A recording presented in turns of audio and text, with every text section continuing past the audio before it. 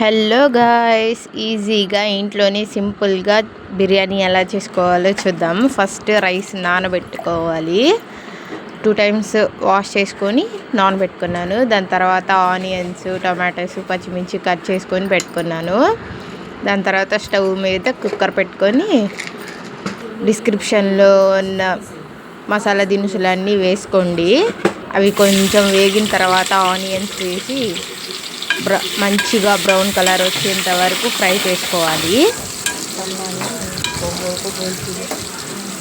చూసారు కదా, మంచి బ్రౌన్ కలర్ రావాలి. అప్పుడే బిర్యానీ కలర్ అనేది బాగుంటుంది చూడడానికి. దాని తర్వాత టొమాటోస్ వేసుకోవాలి. ముందే టొమాటోస్ వేసుకుంటే ఆనియన్స్ బ్రౌన్ కలర్లోకి రావు. సో లాస్ట్లో పచ్చిమిర్చి కూడా యాడ్ చేసుకొని కొంచెం మగ్గిన తర్వాత మసాలా వేసుకోవాలి. అల్లం వెల్లుల్లి పేస్ట్ వేసి మంచిగా కలుపుకోవాలి.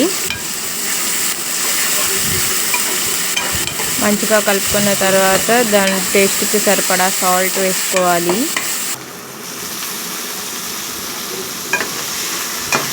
టేస్ట్కి సరిపడా సాల్ట్ అది వేసుకున్న తర్వాత కొత్తిమీర, పుదీనా వేసి కలుపుకోవాలి. మాకు ఆయిల్ కొంచెం సరిపోలేదని చెప్పేసి నేను మళ్ళీ ఆయిల్ యాడ్ చేశాను.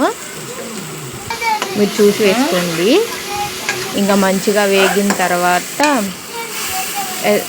బియ్యం వేసి మంచిగా కలుపుకొని ఒక 1 minute 2 minutes అట్లాగా కొంచెం ఆయిల్లో మగ్గిన తర్వాత బియ్యం కూడా అప్పుడు ఎసరు పోసుకోవాలన్నమాట. చూసారా, మంచిగా కలుపుకోవాలి. రైస్ ఆ మసాలా అనేది రైస్కి పట్టేలాగా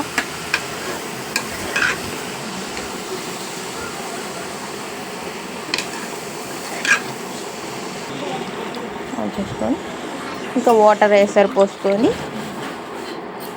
కుక్కర్ మూత పెట్టేసి విజిల్ పెట్టేయడమే.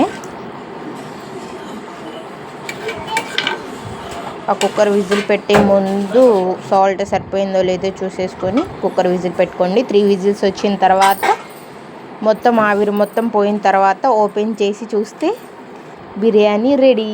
చూసారా మా బిర్యానీ ఎలా ఉందో? అసలుకి ఒకదానికి ఒకటి అంటుకోకుండా బాస్మతి రైస్తో చేసాము. చాలా అంటే చాలా బాగుంది. చాలా టేస్టీగా కూడా ఉంది.